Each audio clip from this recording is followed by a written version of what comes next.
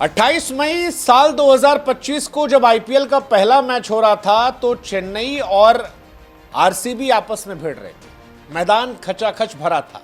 महेंद्र सिंह धोनी और विराट कोहली एक दूसरे से लड़ने वाले थे।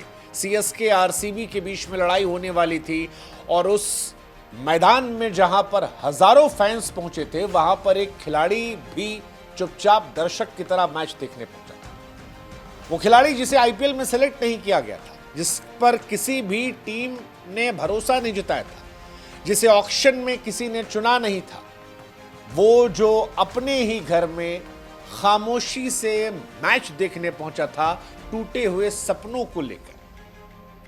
किसने सोचा था कि वो खिलाड़ी जो अनसोल्ड होगा, जिसे किसी टीम ने कोई कॉल नहीं किया होगा, उसकी नियति को कुछ और मंजूर होगा।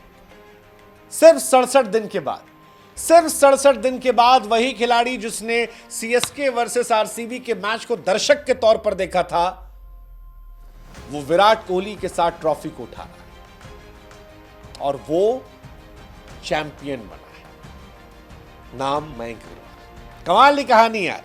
कहते ना, मन का हो तो अच्छा, ना हो तो और अच्छा।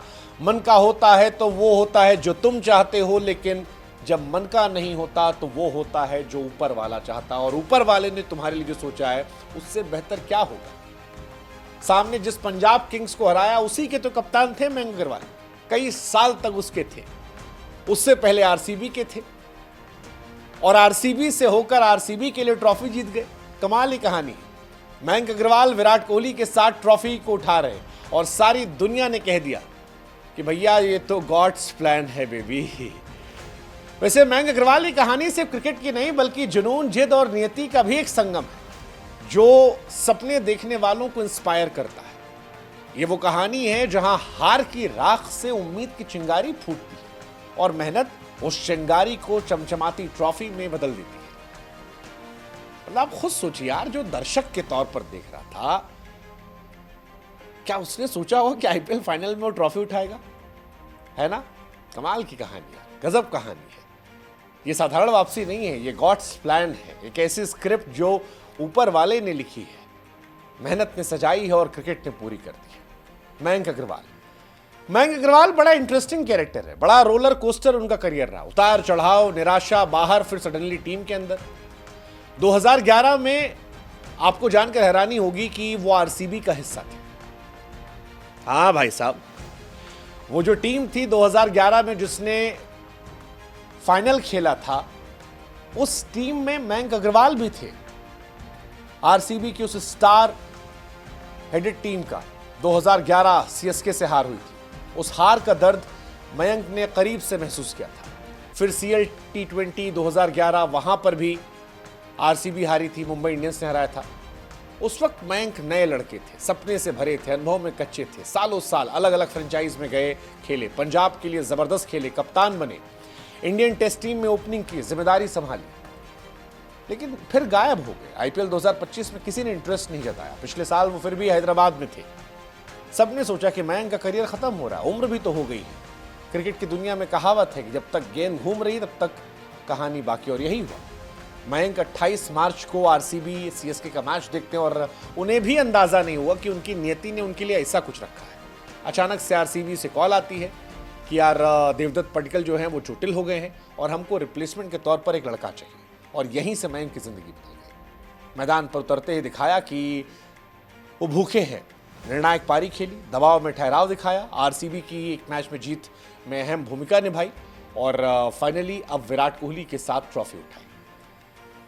डेनियल विटोरी वाली टीम में वो आखिरी खिलाड़ी हैं विराट के साथ जो अभी भी खेल रहे हैं। दो खिलाड़ी जिन्होंने 2011 में आरसीबी के लिए खेला, हार देखी, आज वो जीत का सफर तय कर रहे हैं। और ये फिल्मी कहानी और ये बड़ी अजीब कहानी है, मतलब बड़ी इंटरेस्टिंग कहानी है। लोग जानते नहीं हैं कि आरसीबी के लिए 2 फाइनल इन दोनों ने खेले। बड़ी इंटरेस्टिंग कहानी है। मयंक अग्रवाल और विराट कोहली 14 साल बाद एक बार फिर आना, इतिहास रच देना। विराट का तो ये चौथा फाइनल था, 2009, 2011, 2016, 2025, लेकिन मयंक का ये दूसरा फाइनल था आरसीबी के लिए 2011, 2025, और उनका भी सपना पूरा हुआ।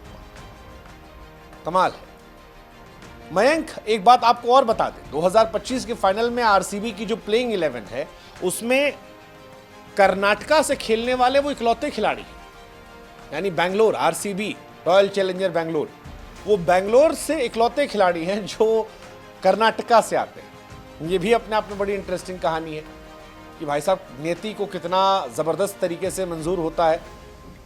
फुल सर्किट है भाई साहब।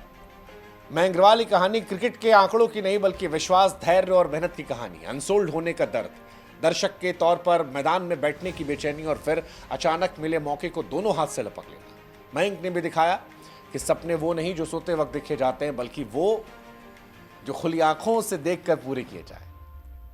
और हुआ 2011 में हार के बाद एक बार फिर आना। उनकी जिंदगी का सबसे खूबसूरत लम्हा जो था वो तब आया जब वो सबसे कमजोर दौर से निकले।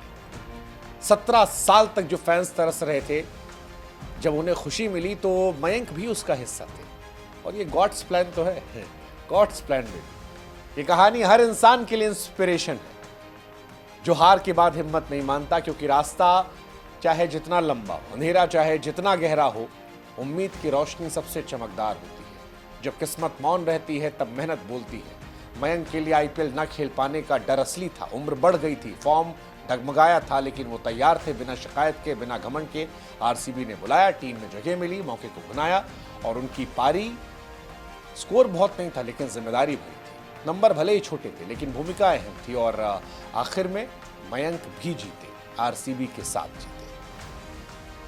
शुभकामनाएं मयंक। और बार बार हम कह रहे हैं कि ये बड़ी इंस्पिरेशनल कहानी है, बड़ी रचनात्मक कहानी है। विराट के साथ तो इनका गजब का रिश्ता है। अंडर 19 भी विराट के साथ खेले थे, 2011 भी विराट के साथ खेले थे, कर्नाटक से खेले थे और आज उसी कर्नाटक के लिए सिनेमाई अंदाज में इन्होंने ट्रॉफी उठा ली।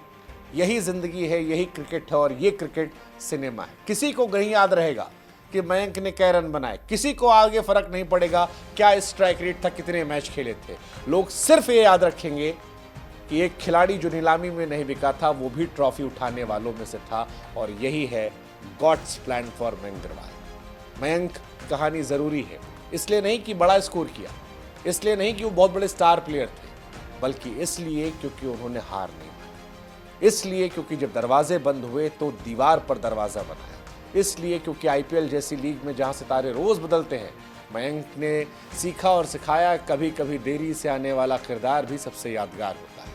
और मयंक की कहानी हर उस इंसान के लिए इंस्पिरेशनल है जिसे कहीं से ठुकरा दिया गया। सोचिए ना, दर्शक बनकर आया और मंच पर अपना नाम उकेर कर लौट गया। 3 जून 2025 सिर्फ विराट कोहली की जीत का दिन नहीं था, ये मयंक जैसे अंडरडॉग्स की जीत का भी दिन था। अगर कोई पूछे कि किसने लिखा है चमत्कार तो जवाब दीजिएगा, इट्स गॉड प्लान।